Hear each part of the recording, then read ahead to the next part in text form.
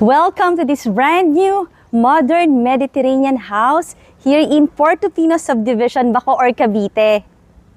Meron tong lot area na 360 square meters at ang floor area 343 square meter. Facing east yung orientation. Pasukin natin.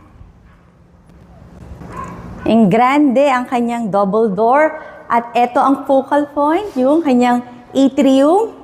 Dito tayo sa yung living area, may double height ceiling. At punta tayo sa kitchen and dining area. Meron siyang bedroom din dito sa ground floor. Oh. This is your kitchen.